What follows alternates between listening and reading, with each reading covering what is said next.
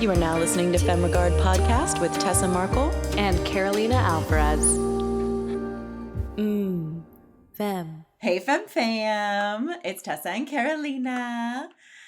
We have another amazing guest for you and another, well, not repeat guest to our show, but a person that we got to talk to before because we were on their show, which you will hear about in the episode. So he is a friend to the show, Ryan Little. He is a director and filmmaker. His company is called Go Films, based in Utah. They do a lot of things on the filmmaking front. And his podcast is called Filmmaking Friends, which shares the experiences of other fellow filmmakers about the crazy things that they've had to do in this industry and how they keep doing it and keep going. And we talk a little bit about where he came from and the projects that he's done and that he's currently working on. But really, I think we get into, what makes you a good director and filmmaker and what keeps you going and what keeps you relevant and motivated and so many different things that we get into.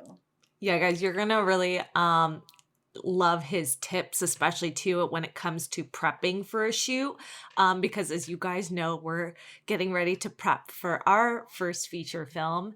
And, as independent filmmakers, we don't got a lot of time and money to waste. So I just get right up in his grill and start grilling him on what it is that makes that the tools that he likes to utilize on set to make it go smoothly and him feel prepared. And I just love hearing the different perspectives from different directors on the way they approach that question. And I think he gives some favorite answers to me of what I would even like to use. So I think you guys are going to really enjoy what he has to say on that front.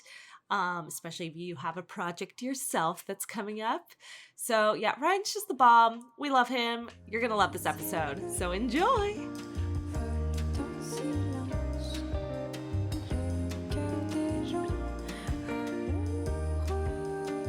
I would love, Ryan, for you to just kind of give a little gist of what it is you do and where you kind of are in your career for our listeners if they don't know who you are yet.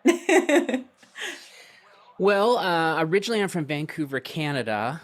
That's where I kind of got my start. I come from a family of photographers. Always thought I was going to be a photographer. And then in high school, I took a video class and I thought, I think cinematography might be a little more interesting. Anyway, so jump ahead till now, I own a production company called Go Films. I produce and direct feature films primarily. I do some commercials and some television, but primarily I do feature films. And that's what consumes that's my full-time job, basically, right. Is producing and directing films. Yeah. I mean, once you get to that point, like to that level where you especially are making money off of your film so that you don't have to have necessarily another like day job or whatever, it is all consuming. I mean, it's already all consuming for us and we do have other jobs. So I can only imagine, Yes, it can be time consuming. And, it's like there's different phases of it, as you guys know. There's the development phase. You're out there having meetings with people for potential projects. You're developing your own ideas. Right. You're finding people to write those scripts or you're writing them or whatever. Then, of course, there's the production aspect of a film. And then when a film is over and it's out there, there's still a lot of loose ends that need to be tied up, especially if you're doing something with, say, MTV Films or Lifetime or Netflix. There's a lot of legal stuff that has to be tied up, which kind of lingers for a while. Mm-hmm. So you've kind of got these three different phases as a filmmaker to be dealing with. And you've got multiple projects going on, so they're kind of overlapping. So you're finishing up the last of the legal on one while you're starting shooting on another. And you have to be very organized. That's what I'm trying to say. You have to be very organized or you'll lose your mind, So, and we do have an assistant, but I don't have a personal assistant, but my company does. But she's kind of spread out all over. So a lot of it, the heavy lifting I have to do myself, and I personally have to be very organized. Yeah. Yeah, that's a lot. Yeah, but I also want to really, like, for me, like, that's the dream. Like, I want to be in different, like, with Femme like, phases of production for either films that I want to produce or I'm helping, like, write or star in. Like, since talk to me, like, are you the producer and director for everything, or are you also kind of a mix? Because I think that's beautiful when you can have your hands in different types of projects and different phases, because that's how because it takes everything, like you're just saying, takes time. So what's your, like, I guess, what hands do you play in all those films? And especially you're leading a company that that does various phases of productions. So how do you make that work for yourself and with what you like to do? Well, every project is different. It depends on how it comes to us. You know, there are times when people are just asking me to direct. They've come and said, hey, listen, we're producing this movie. We developed it. We wrote it. We financed it. We'd like you to direct it. And I'll just come in as a director. And then there are other times where, you know, as a producer, I think the way that I see a producer, I mean, there's different kinds of producers, but like, I think producers are entrepreneurs. Producers are the ones that go out and find those projects and find those people and find the financing and put that team together. And just like any kind of filmmaker or director, sometimes you have your own ideas. You have your own ideas, whether it's something you wrote or something somebody else gave you and said, hey, you might want to direct this. But the point is that once you take that project, that script, and you go out and you lead the charge and you put the team together and you put the financing together or the distribution or whatever, you really are acting as a producer. So if I'm fulfilling those responsibilities, then I really do feel like I am producing. 1000%. Yeah, especially when we start getting into budgets and things like that. Yeah. I feel a little bit funny taking a producer credit when I actually don't produce anything. Like if someone just comes and asks me to direct, I usually don't ask for a producing credit, because unless financing is coming for some weird reason partially through me, then I just want to direct. Right. So I started as a cinematographer really, and I just came back from North Carolina working with a friend who directed a project, and he said, "Hey, would you just come and be the cinematographer for me? Because I know that's your origin, those are your roots." And I said, "Absolutely." Sometimes it's just fun to just be the cinematographer and not deal with the budget, exactly, not deal with the casting, not deal with directing the actors. And so sometimes I just do that. So again, it just depends on the project. I totally agree. And again, that's what I get excited about with us, and like where we start to grow, is because that doesn't mean like Tessa loves acting. We both love acting the most, right? So we might not want to have to produce every single thing we act in. And that's why we love connecting with other creators on this show. Like maybe we can help write or act in something of another. And that's what the fun thing about, like, I think just being in a community, the independent community specifically, I think it's, you just get to find collaborations, because it's a lot when it's not just your own thing that you want to die for and go ahead, find that whole team and crew, that what you were speaking of. So I love that. I love that you have those different areas and projects right now that you're working on. And that's just kind of like the goal, I think. Well, one thing, I wanted to mention, one thing is coming to my mind, something that you guys have said on the podcast before. I use a different term than you guys use, and I'm forgetting the term that I've heard you guys say, but, I think it's also important to, what I call it, be a double or triple threat. You guys use a different term. That's what it is. That's what you guys call it. I have a lot of hyphenates. Yes, right. But what I think is so important about that in today's film world is, I think I'm going to call it I'm going to call it a double threat. I'm just going to stay to what I know. But anyway, it means the same thing. But I think who was it? Warren Buffett talked about, there's a quote, I can't quote it correctly, but basically the idea of his quote was, if you have only one source of income, one thing you do, you're just one step away from being unemployed. So, and I think the same you can apply that to being a filmmaker. If you're just a director and that all you do is direct, if you don't get a directing gig, then you're unemployed.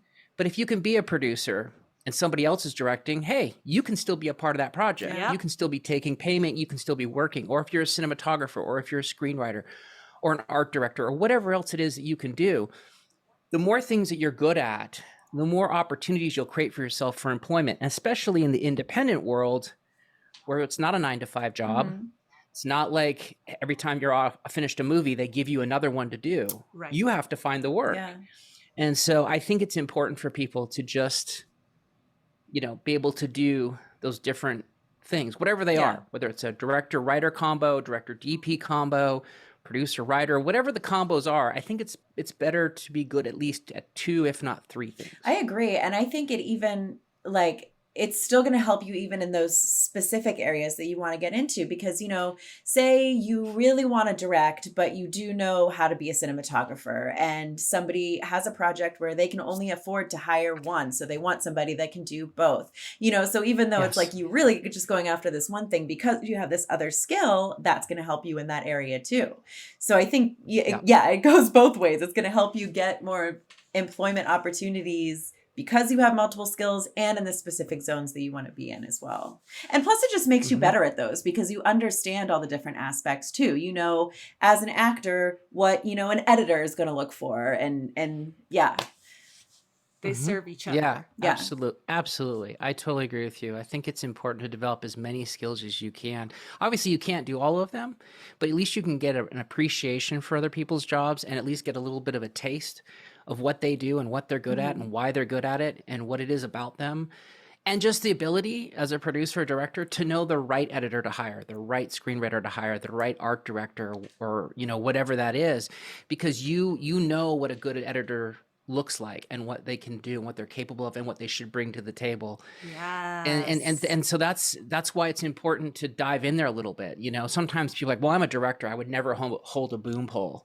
It's like, well, if you're on someone's doing a short film or whatever, I'm not saying, you know, be a director boom operator combo. That's a weird combo. But what I am saying is if a friend is doing a short film and you're like, oh, I'd like to help, but I'm a director, I can't do anything. You're like, no, but you can come help us. You could do the boom, you know, you'll get an appreciation for what a boom operator really does.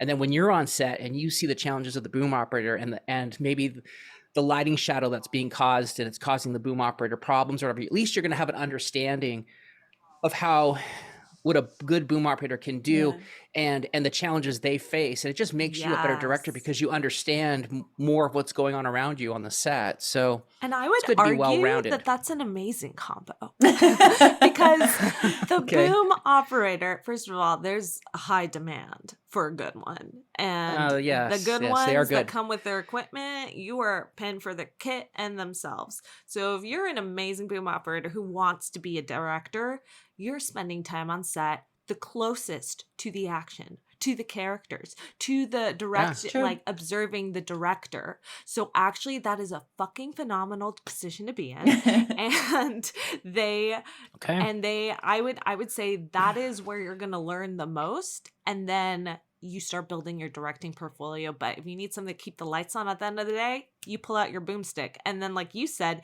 you know what to look for when you're looking for someone in that position. So I'm always about that. I'm like, doesn't matter how obscure, it's a skill and it's on set and you get to be in the action or as close to it.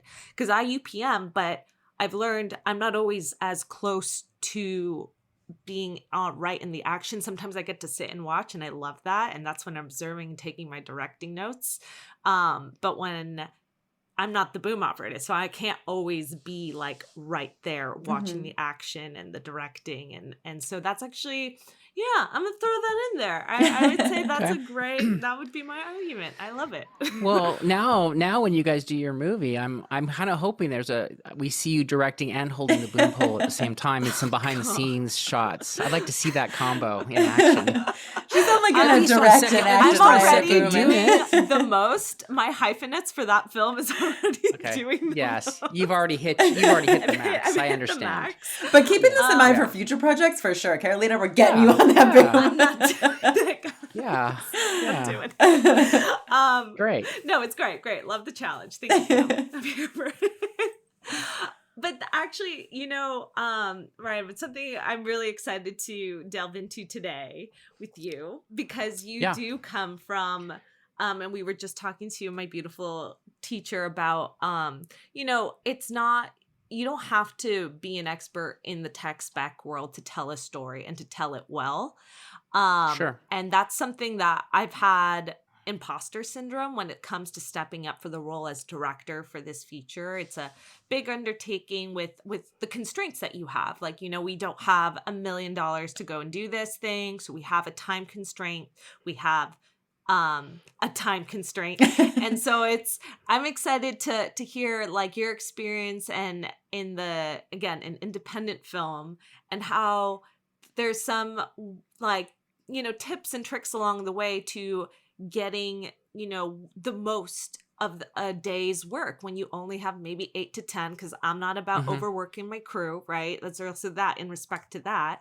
It's like, what I've seen it with my budget, but I would love to, I guess, without throwing so many questions your way in this one conversation, is just, what lessons have you learned from independent film, and what are some things that I think are maybe rookie mistakes, even for someone who's first going into it, that you've seen, you're like, oh no, I'm working on the set, like we can't do this, Yeah. This is going to be a 3-hour conversation, just so you know.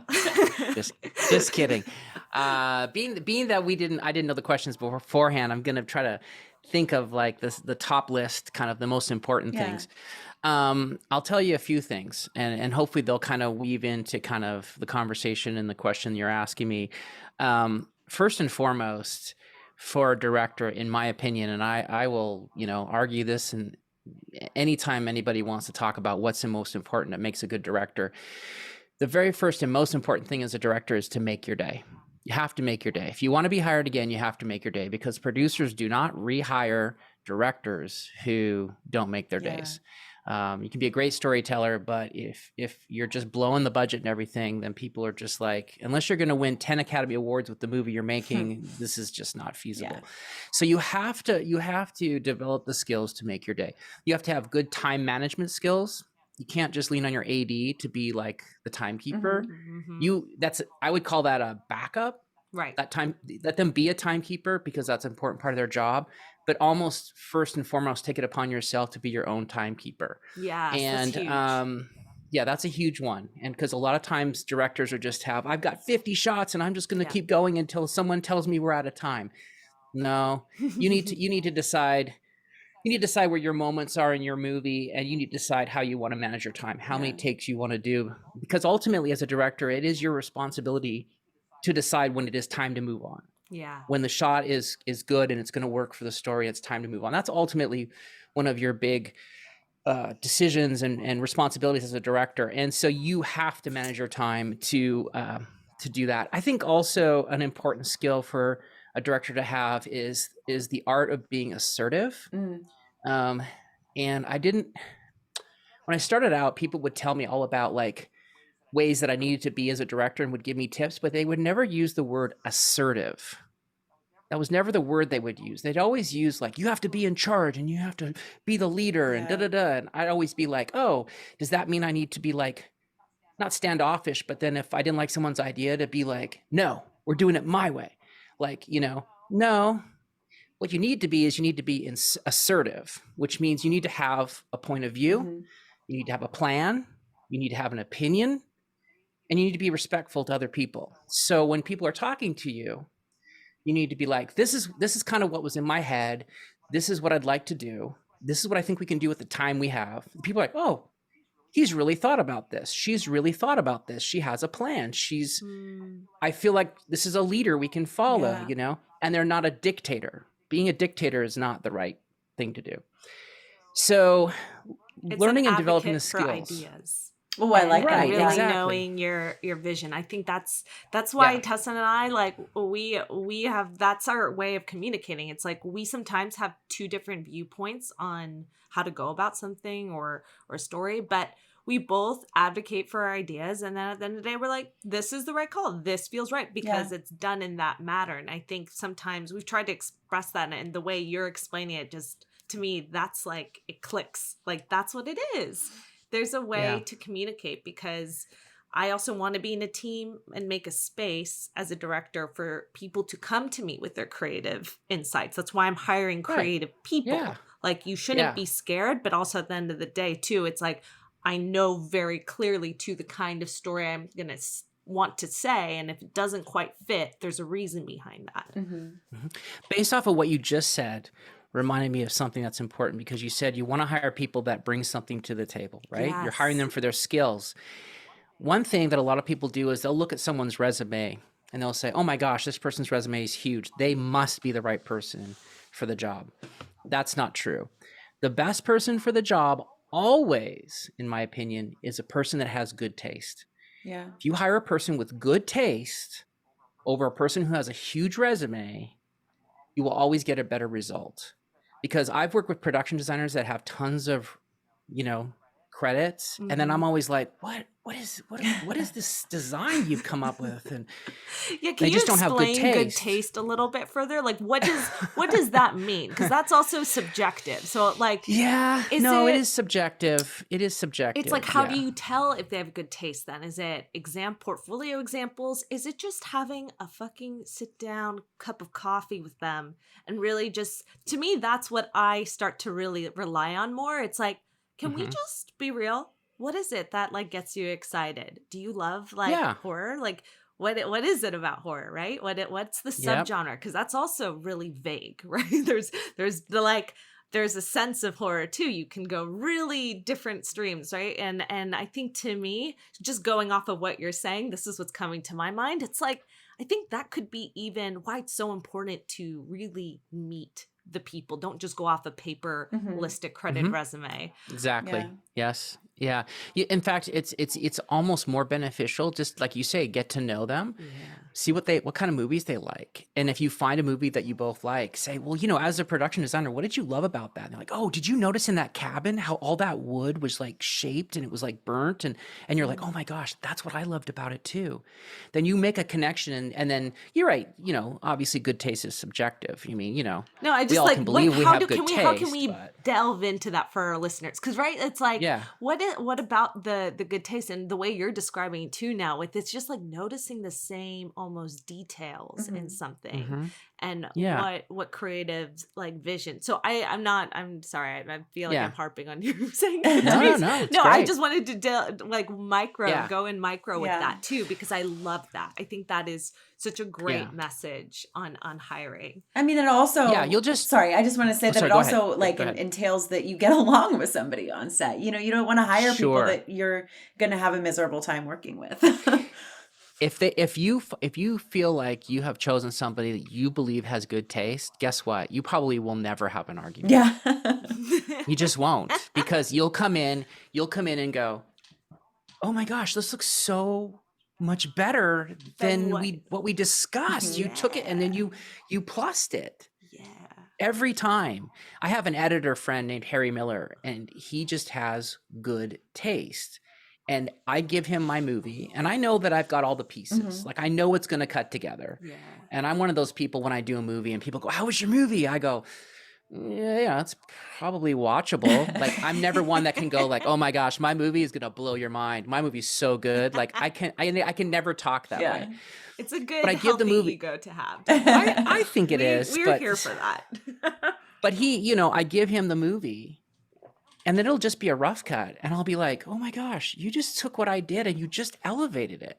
And he's like, well, yeah, you were doing this thing here, and I was kind of like, saw what you're going for, but I realized there's a way that if I cut it like this, I can actually, I think, amplify it much better. And I'm like, yeah, that's way better, So yeah, just trusting people that have good taste. And I think that also goes along with, and again, like we said before, it's subjective, right? We think we have good taste and we may actually not, but I think it's your movie and it's your crew, so it can be subjective to you, of course. Yeah. But I have worked, and I've worked in a situation before where there was a lot of voices in the room, and I had worked with a production designer who was very talented, and we get along great. But the other creative voices were telling her to do something kind of different. And a lot of it just was a mess, because the other people, at least a couple of them, really didn't have very good taste. And so they kind of like just made a mess of everything. And everything was kind of like, you could see the potential in it, but you could see that it had been messed with. Somebody had put their handprint on it and had adjusted it and it was going in the right direction, and then it kind of went like this. Yeah. And it's kind of like, We've all seen those films. Yeah. We've all seen those films where you're like, too many voices why in the room. didn't we just stick to this one thing? You were so good, and then we did we did the most. We did the most. Boo. We got to reel it back. Back to also just moving efficiently, because there's a lot of little things you can do. Yeah. Is I've got like 3 in my head, and I'll try to say them really quickly. One, when it comes to working with more of the technical crew, giving the technical crew a lookbook or something that's very specific to what you like and what you don't like helps to minimize the conversations on set. I love that. Yeah. Like with a wardrobe person, the more examples of you like, I don't want you to rip this off, but look at this actress in this movie. Yeah. I love this. If you could take this, I would just take it, but we can't. But I love this. See this over here? This is terrible. I don't want to see anything like this, please. You know, I didn't just even think minimizes. about that, like the other end aspect of what you don't like. That's also that doesn't hurt. Yeah. It doesn't hurt, but at least it minimizes the conversation, because when you're on set, the most important thing, besides obviously making your day, like which is what I said, is to keep that camera rolling. If you're not rolling camera on anything, you're not doing anything really, right? Yeah. People want to watch, actors want to watch playback. Can I watch playback? And it's like, no, you can't watch playback. If you want to try something, let's just shoot another take real quick right now, and then we can look at it later, you know? Yeah. Well, I just, I wasn't sure if I liked it. We'll do the other version. Just do it right now. Yeah. I don't want to show you that, and then let's discuss it for 10 minutes, and then guess what? We don't get the other 2 setups we wanted because we ran out of time. Yeah. You just want to be rolling camera. So when it comes to working with actors, yes, there has to be conversations on set about adjustments or whatever, of course. But the more conversations you can have before, with your cast members, a sit down, a visit, wherever, where you don't feel pressured on time, discuss through any concerns they have, the key scenes, the scenes that are going to be memorable. Like, it's pretty easy when you fairly easy when you read a script. You're like, okay, what scenes when this movie's over are people going to talk about? It's going to be this scene, and this scene. Yeah. So if you're going to focus your energy on anything, talk to your actors about those 3 very specific scenes more than anything, and say, we got to knock this out of the park. So let's talk through this now. So we're on set. We have all the time and all the preparation needed to really do a good job with it. Yeah. And if you do that, then you're not wasting time on set, because you're having a shorthand conversation with the actor, like, hey, remember how we talked about it? Let's do that. And if we need to tweak, we'll tweak. But at least we're 90% of the way there. Yeah. I love that as advice too, because, so often, like, we always want to rehearse and get to be able to have that time to play, but we don't always get it. And more often than not, we don't get it, So at least having that conversation of, hey, let's talk through this. Let's talk about what the challenges are. Then when you go into it without any real rehearsal, you at least know what's expected. You at least know what they want to see out of you. That's really good. Yeah. Yeah. I think that's important too. I had another thought that came to mind, but maybe it'll come back to me later. But those are some of the things. And I think sometimes directors don't realize how important preparation is. You need to spend as much time possible before you're on set to just be as prepared as possible. Not to say that you have to use every single note or thing that you've written down, but at least you have that foundation. Yeah. So when you get a little lost and a little confused, you can always go back to your foundation of the notes and things you've already prepared. But then when you get on set, that's your safety net. So you can change things if you want. But if you do get confused, you can always go back to it. So many times as a cinematographer, this is one of the luxuries of this is one of the things I love about being a cinematographer too, is I get to actually observe other directors' work. And I get to see good and bad. And I learn from their mistakes and the things that they do well. And I'm like, oh, I'm taking that. I'm putting that in my toolbox. Okay, I'm never going to talk to an actor like that. I'm never going to do that. Yeah. And I'm so surprised by how often I just see directors that just don't do their homework. They come to set and they think it's going to be fun, and which it should be, and they're just ill prepared, and then they just don't make their day because they spent too much time talking about things that they should have prepared beforehand. I think that's really good advice. That's huge. Yeah. I'm curious for you, Ryan. What is your safety net? Is it some notepad, like note cards that you write? Is it really having a well prepped what's it called? Oh my gosh. Shot list? Board shot list. Thank you. Mhm. And I know that could vary from different project to project, but let's just say it is like a more independent feature or short film. Like what is your safety net? I'm curious. Well, it's changed. It's changed over the years. You know, I think I've directed 10 features now, might be 11. Ooh, And congrats. so, yeah, so when it started back in the day when we had computers, but we really didn't use them on set. They're too bulky or whatever. Everything was done on paper, right? But Right. now, especially the last couple movies I've done, I've changed over to something called scriptation, which I'm sure you've heard of. It's a great tool. No. Enlighten Oh, I'll us, introduce Ryan. you to. Oh, you'll love it. Okay. So scriptation is a great for directors because it allows you to keep all of your organization of your notes, your photos, everything. Primarily what I would do is I get an iPad Pro because a little iPad's a little too small because I would have to wear glasses, but an iPad Pro is a good size.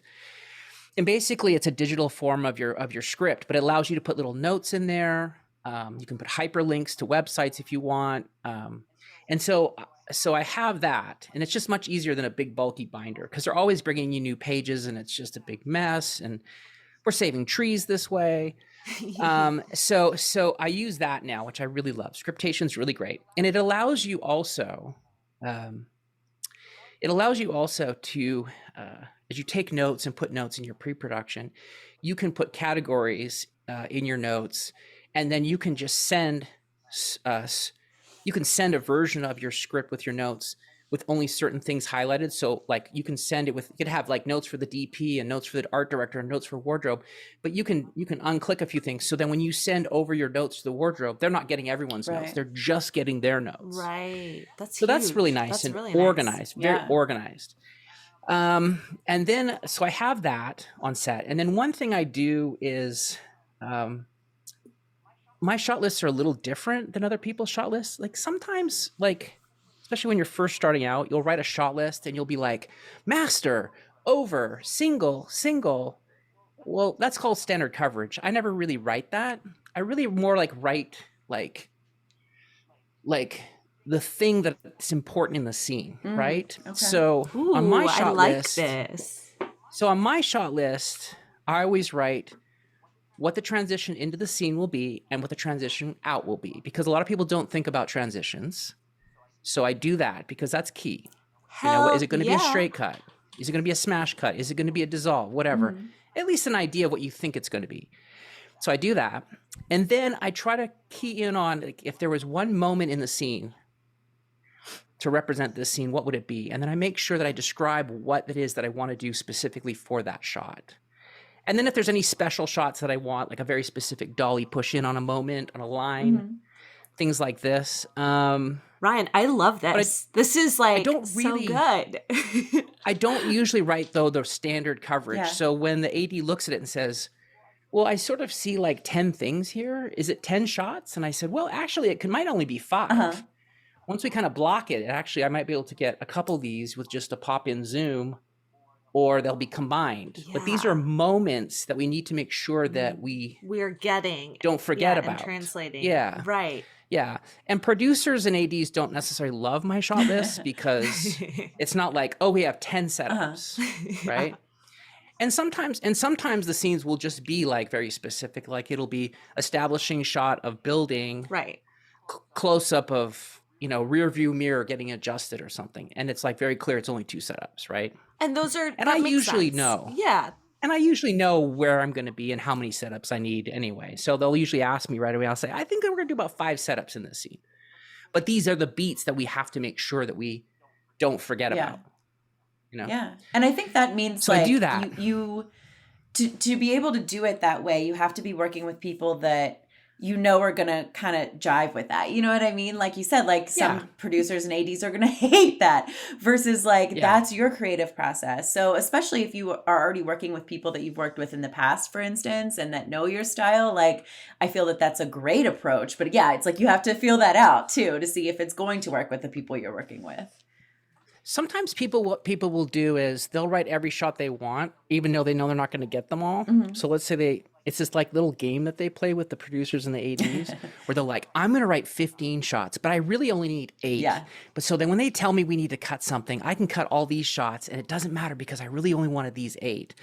And I feel like that mind game is kind of weird because then it just looks like you don't know what never you're get doing. what you wanted to Yeah. get anyway, right? It's kind of like the crew's like, well, I got a copy of the shot list, and every time he only gets half the shots. Man, he's not good at getting his shots. And so it kind of sends a weird message. Yeah. So by having more about like the beats and the things that I want versus a numbered list, it kind of diffuses that bomb a little bit. But you also have to have a producer and a DP and people like that understand your style. And I usually do work with people that get that. So that's important. Safety net, other safety net things.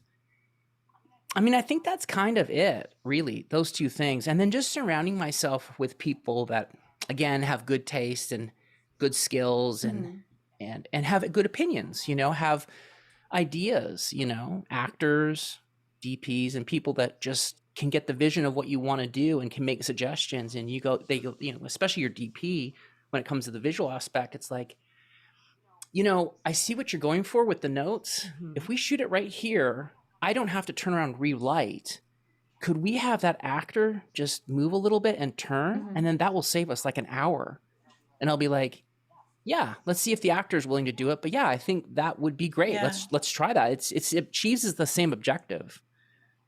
I love that. Yeah. So those are, I think those are some of the things that I try to do. So I think that it's great that you're also willing to listen to other people's opinions too. I think a lot of times we can get caught up in this kind of ego trip, and it's not even about like the ego trip of, oh, well, I'm the person in charge, but it's the ego trip of, well, this is my project. I know what I'm doing. I have the right idea. And yes, that's true. And like you said, as a director, you have to be able to be, in charge, but at the same time to be willing to listen to other people, because sometimes, an actor, for instance, doesn't know any of like the technical things of whatever the shot is, but they have this really great idea and it brings this whole new perspective to the scene. So I just think that's important to point out too. Yeah. Yeah, absolutely. I totally agree with you. I think one of the things that I've been thinking about a lot lately, and if there's anything that I can keep developing, I mean, we can always develop more skills technically because just of technical advancements, every time we turn around, some new camera's being invented or some new technology. And it's important to understand and know those things. You can read ASC magazine and watch, videos and commentaries and everything to keep up on all that.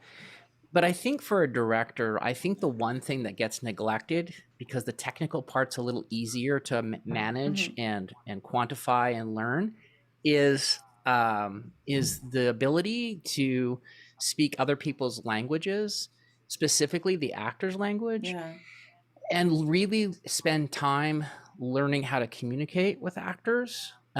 We hear this all the time, but we really don't put the energy and time in it as directors. We think, oh yeah, no, I get it. We just need to be supportive and nice and not yell. And that's what they mean. And it's like, well, no, there's a lot more to it than that. But anyway, it's a skill set. Yeah. I feel like if every time I walk off a movie, if I'm like, okay, I want to be better on the next movie, I don't split it like I need to have 50% more technical knowledge as a director and 50% more on, the aspect of being a actor's director. It's more like 15% on technical, knowledge in addition to what I already know, and like, 85% on focusing on developing better skills talking to actors. I think it's the place where we need, as directors, we'll do better in our careers if we spend more time learning that aspect of directing. I agree. I love that you bring that point up, and I'm curious, would you ever take an acting class? I have taken 2 acting classes, and I've been in 3 plays. Nice. And I've even been in a couple TV shows and stuff and had 1 or 2 lines. Right, that's amazing. And I love, not that any of it was very good. It doesn't matter. It But doesn't it gave matter. you the experience. Yeah. I think it gives you the experience and the kind of putting yourself in that vulnerable place that actors have to constantly go to. And sometimes I think, I'm not saying every director needs to, but I think it couldn't hurt. is to like, switch roles a little bit and like be like, oh wow, like so a note I think Tess and I gave to a director the other day on the show was just like, we love knowing if you're gonna change the angle or do another take. We love to know that like just say that was a good take, but give us a little more context, like why we're doing the take again, because we might not know it's because the light got caught in a weird way. And so then we get in our own heads because we're already being vulnerable. We're like, oh my God, the director didn't like that, or is it good? Like it's like things like feedback, and like you let don't me know if you want me until- to try something different. Let me know if it's just for safety. Let me, Yeah, absolutely. Yeah, the one thing, it was funny because when I first started directing, what I would do, because I'm actually quite good at pre-visualizing, kind of seeing how it's going to cut together, and that might come from the world of being a cinematographer first, just because it was so visual. Yeah. So what happened is, you got that. when I first started, we'd shoot a shot, and I'd go and cut, and then I would go, okay, that was good. All right, let's change it. And the actors would be like, oh my gosh, he's like not sure if he liked our take.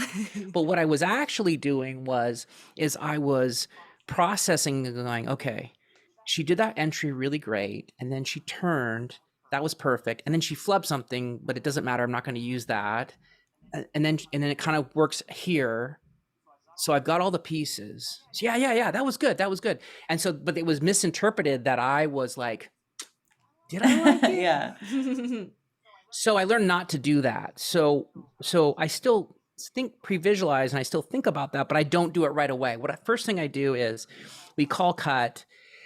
And unless it was horribly wrong, like, the set fell on the actor or the actor fell down or something apparent, like everybody knows that take was bad. Yeah. I will just go, okay, great job, guys. Great job. Okay. I want to tweak a couple things. Everybody just relax for a second. Let me tweak a couple things.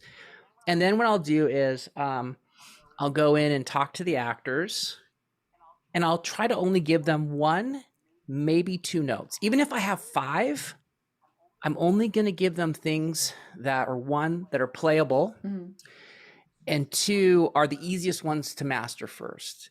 Yeah. And I even know that even though after I give them those notes, we're going to go again because there's 3 other things that are problematic, I'm not going to give them those 5 things yet. Yeah. Just going to give them 1 or 2. Smart. I'm like, okay, that's great. And you know what? And then the next time you come back, you go, that was perfect. Thank you for that adjustment. That looks so good. I'm now realizing there's actually something else I need you to do too, or something else we should discuss. Have you ever thought about, what if you did it like this? How do you think that would go? And sometimes I propose it as a question.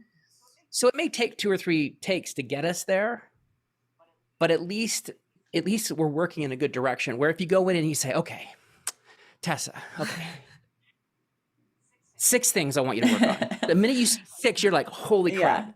I barely can remember 3. What do you mean 6?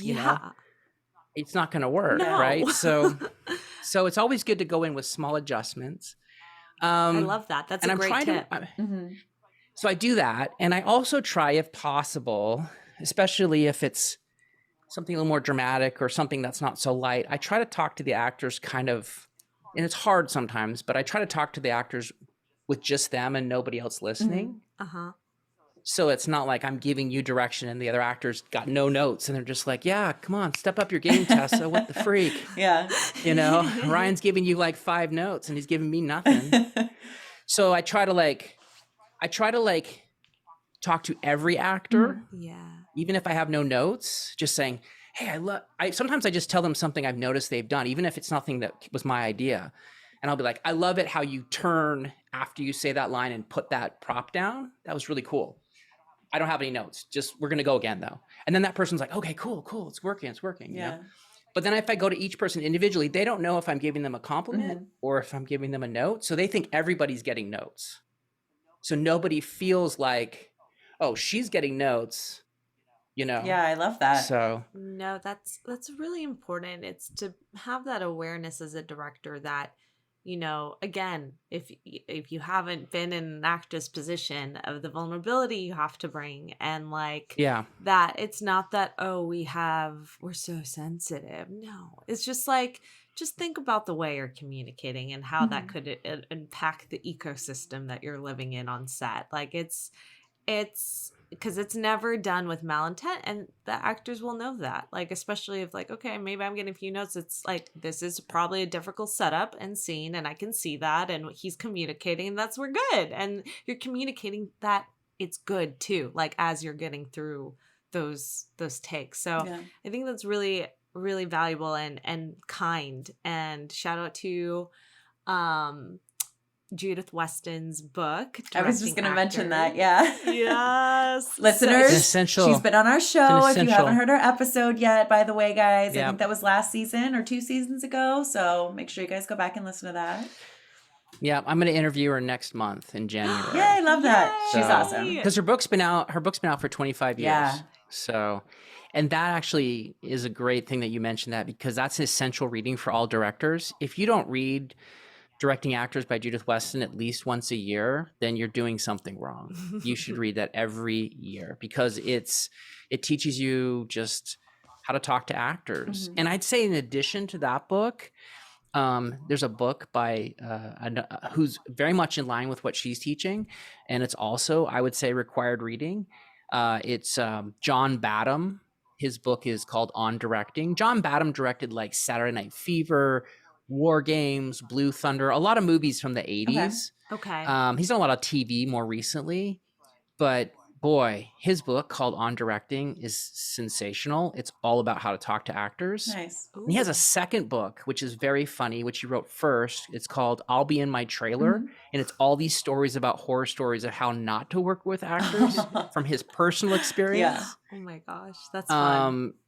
And Yeah. it's Well, sad, but yeah. essential reading. Yeah. Essential reading. Yeah. Yeah. And I think you'll get more mileage out of understanding how to talk to actors than you will out of reading every ASC magazine for the year or whatever else is out there that you want to read, or commentary track by Edgar Wright or whatever. Those are all great things to do. But if you're going to spend, figure out how much time you have and what you're going to spend it on, spend most of it on things like Directing Actors with Judith Weston. Yeah, for sure. Yeah. And I think, Carolina, like you had mentioned too, it's all about like the ecosystem of the set. So, it's not just the actors, it's how the director talks to everybody and how everybody is working with one another. Exactly. Yeah. Because one is fueling another. It's a flow. And if one person is hurting, like, it is going to impact the entire shoot, right? It's just, that's how delicate and beautiful our art is. Like, it's everyone's giving something, and everyone's actually vulnerable to it. I shouldn't say just the actors, everyone's playing their own vulnerability in creating something, because that's the beauty of our work. It's like making a story, or that's what I at least want to call it. Like, if someone's just making whatever film, and it shows when it's just kind of we're here to do this kind of commercialized like thing that we think is the story or the art, and you can feel it too when you look at the cuts or like the way the story is told. So I love I guess relaying that a little bit further. Yeah. I was gonna say also, the other thing that I learned after doing a few films is another important skill that all directors need to have. It's not even should have or want to have, absolutely need to have, is you have to understand that you and the number one and the number two on the call sheet, but definitely the number one on the call sheet and yourself are the tone leaders, if you will, for the entire set. And the two of you have to have a conversation together about how you're going to lead the cast and the crew in a positive experience on set. Yes. If you're the director and you just yell, or you come on set and say, "I'm not going to make my day," it just trickles down to everybody. Yeah. And that number one on the call sheet, your top actor, or your top couple actors or whatever, they also have to be on that same level with you. They have to lift everybody up and say, "This is awesome. Look what we get to do for a living. We're here. This is the best crew ever, the best cast ever, the best script ever, and we're going to have an awesome time making it." And that goes a long way. Yeah. The best words, Ryan. Yes, that the tone, really, really setting the tone, and I think is the almost most important thing you can do is because you can have all the prep, everything done too, and at the end of the day, you showing up and you're not giving that good energy. Oh, like no one wants to enter a room and like work with that, like that's just gonna make whatever kind of day much harder or easier. And that's like, with the directing experience I have, I know that's something I bring. I am here. I am cheerleading everyone. I'm like, let's go. We're day one. And I'm like dying inside. But I'm like, day one. We're here. How are you? What's going? You look beautiful. Yes, costume. Yes, makeup. That's me on set when you hire me. I'm coming in. I don't care how much coffee I've had. I'm doing that because I get how important it is. And that's like what I tell anyone who's hiring me. You're getting me as a freaking cheerleader. And I've never cheerleaded in my entire life. That's who I come on a set for. Well, the more excited you are, the more excited everybody else is going to be, the harder they're going to work, and the better the product is going to be. Absolutely. That's exactly what happens. And and it should be that way because it's a really tough job. It's really tough to be an actor. It's really tough to be a director, a cinematographer. It's tough. Making movies is tough. I mean, we make it look really fun on social media, like we're all having just fun and we're eating off the craft service table and the sun is always out and it's always warm, but it's not like that 90% of the time. So you gotta be a cheerleader. Yeah. You gotta be a cheerleader for your crew and your cast. Heck yeah. So I guess on some closing notes about Ryan, what's something I guess you want to leave to, I guess, your younger self? I feel like I love that question where you're like, okay, if there's one piece of advice you can give to your younger self from to where you've landed today, where you get to direct and produce and you have a company that is making you bread and butter, like what inspiring thing can you leave to your younger self that you wish you would have said? And it's okay if you take a minute. Well, I think I think one of the things I wish I knew when I was younger was just the idea that you need to create your own destiny. You need to create your own career. You need to be your own cheerleader, because if you're not doing it, no one's really going to do it for you. You can make great friends and you all support and help each other, which you should do. But, like I remember when I got to do my first movie and it did really, really well at the box office. And we got all these accolades and awards and everything. And I started having studio meetings. I had a good agent and I was just oblivious to what I was getting myself into. I was in my 15 minutes of fame, if you will, for where, at my level of fame, I guess. And I didn't know how to operate. I didn't know what to do with it. Yeah. And so I would go to these meetings and people would be like, oh my gosh, I saw your World War II movie. It was brilliant. And tell me about this. And I would tell them like, oh my gosh, that's so smart. And da-da-da. I'm like, yeah, thanks. Thank you. And they go, so what are you going to do next? And I'd be like, I don't know. I'm here. What do you have for me? And they'll be like, well, we have some projects, but they already have directors attached and stuff. So, we'll get back to you. Mm-hmm. Yeah. And then what would happen is they'd forget about you. Yeah. They wouldn't remember you anymore. And had I had understood how it worked back then, this is, I guess, what I'm getting to is what I would have told myself. And that is when your fame comes, when your window of opportunity arises for you and you get some recognition and some people are interested in you and want to work with you, have whatever your next project is ready. Mm-hmm. That's what I say. That Tessa you have it. We gotta keep going. Yeah. So like I have a script pile. Yeah. I have a script pile of 10 scripts. Mm-hmm. And anybody can do this. Yeah. What you do is you get 10 scripts. Just get 10 scripts. I don't care if you hate all of them. Just get 10 scripts. And you're like, these are my 10 scripts that I have access to. Yeah. I know the writers. People would let me do these movies. These are my 10 scripts. And even if they're all horrible, go through them and rank them from which one is absolutely the worst to which one is acceptably bad. But as you get more scripts, you then remove one from the pile. Mhm. And eventually you get a pile of 10 scripts that you're fairly proud of. Yeah. And then when you go to a meeting and someone says, that movie was great, what's your next movie? You can be like, well, I'm developing a bunch of projects. My favorite is this. And they're like, well, we're not really looking for that. And I said, well, what are you looking for? And they're like, well, we're looking for a thriller. It's like, I got a great thriller. I've got one that I've been developing. It takes place here, and this is what it is. And like, oh my gosh, can we read that? Yes, absolutely. Let's talk about it next week. Give it a read and call me and let's talk about it. And that way you keep the momentum going. Yes. Because if you don't create the momentum, it's just going to You die. can't just Yeah. wait for So- it. Yeah. To keep Yeah. coming to you. Yeah. I think that's I love that you said that, Ryan. That is such a great answer. And I think a lot of us know, like, I think what we try to both kind of figure out on this show too is how these amazing people that we meet virtually on Instagram and have these lifelong careers, like those things that actually keep you working, because that is the success. Like, it's not Mhm. about being a celebrity or gaining like all these accolades. It's about getting to work and do the things you love every day. I think that's to me what happiness is. If someone were to ask me like, what does happiness mean to you?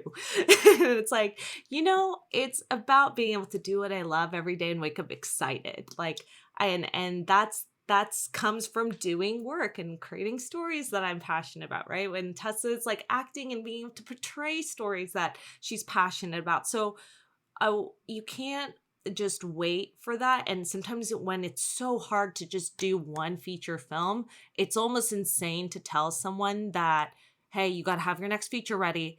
I think it's like, it's not, it has to be perfect, but have an idea of where you're going, because absolutely, like if you start to gain success from that, you gotta show that you've got it.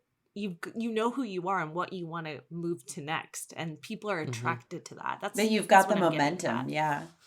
Yeah. So I love that. Build the momentum yourself. Like, you create the momentum. I will say also, just in respect to like with you guys, doing your first feature and things like that, and when that movie comes out and gets accolades and awards and all that kind of stuff that hopefully will come with that quickly for you guys, is that when someone has a movie and it does really well, say it plays at Sundance or whatever it happens, that when people come to you that are interested in working with you, taking you to that next level in your career, or that next budget level or whatever,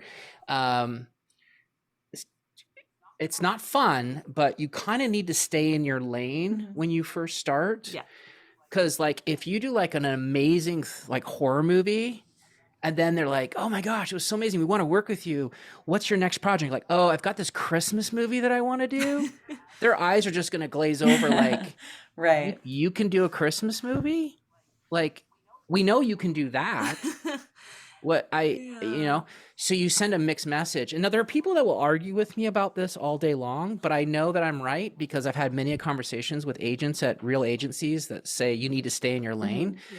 And not that it's fun to do that, because as storytellers, we want to tell all kinds of stories. Yes. So true. We might want to do a rom-com. We Yeah. might want to do a comedy. We might want to do a thriller. The next one we want to do a sci-fi movie because we're storytellers. But in the industry, people want to put you in a box. For sure. And you kind of need to start that way to get the momentum going. And then you can kind of pivot and change. So when the opportunity comes for people, they make this movie that does really great.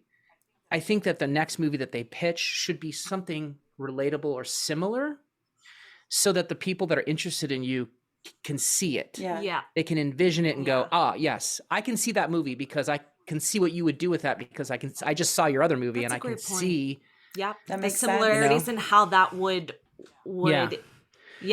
how they would Yeah. play out. I think that's a really, really smart and good point, because Yeah. and you know what? Why not stretch that muscle if you really want to do a different genre in a shorter version? Maybe it doesn't have to be a Yeah. feature, so that way you Sure. can still have that under your belt. Maybe that's kind Yeah. of what I look at as like maybe doing shorter projects or things that I can't devote a whole feature length's work of time and effort, but maybe I could do it in a short version and go back to it later on, like in a feature sense. So I think that would be Yeah. something I would add to that. I think, sometimes people will challenge me on that point and they'll say, well, yeah, well, look at Spielberg, he'll do The Fabelmans, but then he'll do a World War II movie, and then he'll do War of the Worlds with Tom Cruise. And I go, yeah, that's because he's Spielberg. Yeah. Spielberg can say, I want to do a movie with two people in a rowboat, and they'll be like, let's go. Let's do it. They're not going to question the Right. man because he's proved himself. Facts. But if you go back to his early work, you go back to Duel and I'm forgetting the second movie he did with Goldie Hawn and things like that, and Jaws and things, they're all kind of action-y based start. That's where he kind of started. Yeah. And then it kind of shapes and it changes because he gets more power. Yeah. And I think we all need to know, we need to find our lane, start there, and then hopefully it can branch out into more paths for us. you Yeah. know? I think that's really good advice. I think it makes complete sense, really, Yeah. Yeah. We support that. And I think that's great that you kind of explained why the industry, why behind that. Because Mhm. if you want to break into it, you kind of have to play the game a little of Yeah. like, Yes. this is who I am. And fight for it. Then you can start to fight for it more too, I think, when you start to show more of your work and stuff Yeah. and refine Well- it. So that's a really good point. When your movies start making a lot of money, then you can start saying, I'd like to do this instead this time. Yeah. And they'll be like, well, yeah, you've made money 3 times. So yeah, okay, we'll go down that path with you, Yeah. Yeah. So It's all about building that trust and as well. So I think that's a great point too. Yeah. And also, Ryan, I want to mention though your hit podcast, Filmmaking Friends. Yeah. Well, Well, I was just going to say, like, Yeah. if you want to share with our listeners how they can Yeah. find your work, follow you, and then, the podcast, just share everything with Yeah. us. yeah, so if you're going to listen to only one podcast, make it the Femme Regard podcast. But if you have time for 2 podcasts, make the second one Filmmaking Friends. Ryan, you're welcome I back just- anytime. Oh, thank you. Filmmaking Friends is a podcast that I created about 4 years ago. And basically, I just invite my filmmaking friends on to talk and share crazy stories about working in the industry and how they survive, because it's a crazy industry. Yeah. And that's really what it is. And I designed it. First and foremost, I started that podcast because I was getting a lot of questions from young filmmakers who were like, hey, you made a feature movie. How can I do that? Yep. And so I started the podcast because I just didn't have enough time to write super long emails or have super long conversations with people about all the things I could share with them, the tips and the things that I learned and the pitfalls and all that stuff. Yeah. So I thought, well, why don't I just interview people and talk about the questions that young filmmakers ask me with people that have done the thing that they want to do. So that's primarily the main reason I do it. I don't make any money from the podcast or anything, but Guys, that's it's why really I've done good. it. And Yeah. we love that. So- And if you love this show, you're gonna love his podcast because It's fun. It's fun and it really, you're speaking to people, the same kind of people that we're speaking to. They're independent filmmakers. They're working. Yeah. And what is the sauce to keep that going in a very crazy industry? So we love that. Episode 90 has 2 crazy ladies on Oh my it. gosh, you guys should probably my go gosh, I was listen. Just gonna say you might want to check out episode 90 if you want to hear some fun stories Highly recommend. about the first thing you should do when you start out as a filmmaker is to make a Western. Yeah. I mean, we Right? think it's probably the smartest way to go. It really is the way Yeah. to go. You should just do that. Yeah. And like direct hard from at a all. horse. Like just get on a horse. Yeah. And just So if you want to learn how to make Westerns, episode 90, there's 2 ladies on there that will teach you how to do it. Yes. It was such a pleasure for us to be on your show. You're Mm-hmm. really passionate about what you do. You definitely support independent creators and us ladies on the Femme Regard podcast and what we're doing. So we really appreciate that. Guys, he's very active on social media. He's always posting great tips. You have a YouTube channel. So why don't you share a little bit where our community can go and follow you on those socials, because they're spectacular.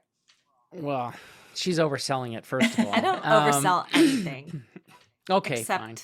the people that I care about. Well, No. I'm mostly on Instagram. It's just Ryan Little Director. I'm fairly active on there, and I definitely try to respond to everyone's messages. So if you want to talk to me, that's probably the best place to find me. There's the Filmmaking Friends podcast on iTunes and Spotify and Amazon and all those places you can listen to that. I have a YouTube channel. It's kind of, I don't know. I'm not a YouTuber, but there's stuff on there. I post all the video versions of the podcasts on there, There and you go. sometimes some tips and stuff. It doesn't have an official thing, but if you just look up Ryan Little Director, you'll find it on YouTube. And that's really it. I don't do TikTok or Snapchat or any of the other ones really. I just don't have time. Yeah. Yep, I we're prefer in to make that boat. movies than be on social. So Yeah. But when he is Yeah. on social, it's really cool to see his behind the Oh. scenes. Oh, you were gonna say you got excited. What are you excited about? I feel bad. I almost blew this. During AFM, American Film Market last month, I was invited by Stage 32, which is a website, a resource. Love Stage 32. So I was invited to be, I don't know how many there are of us. I think there might be a dozen of us. They're called thought leaders. Okay. And so I'm a part of the Stage 32 community where we do vlogs and presentations for people on there to share and, share ideas and stuff like that.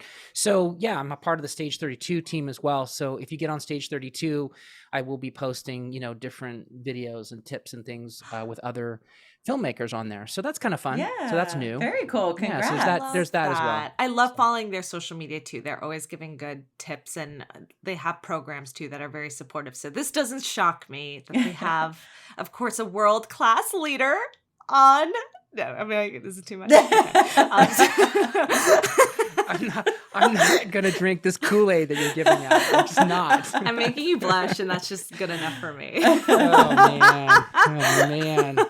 No, I think you are really good at what you do, Ryan. And Thank you. it was, again, you're welcome back anytime. You have a couple Christmas movies that are circulating back to watch and stream. So Yep. where can our viewers Yep. also take a look at that? So if you're one of those people that haven't had enough Christmas movies in your life yet, which I don't know how that's possible, but anyway, and you want some more, I have two out there. I have one on Lifetime channel, which is called A Fiancé for Christmas, Okay. which Who doesn't love is on that? Lifetime. Love a fiance for Christmas. I don't know. I think it's it's targeted for people who want a fiancé at Christmas time. I Yep. guess. And then the other one's called Candy Coated Christmas, and that is on Discovery Plus, and also the Food Network co-produced it. So sometimes they show it on the Food Network. I know it's weird. The Food Network has a Christmas movie, but it's called Candy Coated Christmas, and there's lots of sugar and treats in it, and you can see both of those. Yeah, Amazing. So they're out there. Yay, amazing. Well, thank you so much, Ryan. I know Thank you. our listeners are really going to learn a lot of directing more specific topics today, which is very exciting because we've still got a ways to grow and learn here ourselves, aka me, on what that world is going to end up being like. But I just love hearing the different perspectives with the people that on our show come from different educational backgrounds. And even I just love that I love hearing it when it doesn't have to be by the specific book or formula. It's like going back to the story and the meaning.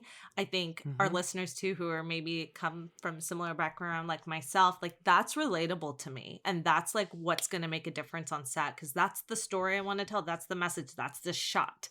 And that's an important, I think, reminder, but also for me, it gives me some release of that's what I care about. That's what I'm going to do. So, Yeah. And thank it's you working those for you, tips. you know. And it's working for you, and then it can work for me. So that's exciting. Thanks for listening to Femme Regard Podcast. If you like what you hear, tune in every Friday for more tips on the filmmaking business and insightful conversations with industry professionals. We can only grow with your support, so please subscribe, share, rate, and review. You can also join the Femme Fam on Patreon. For more on us, check us out at femregard.com.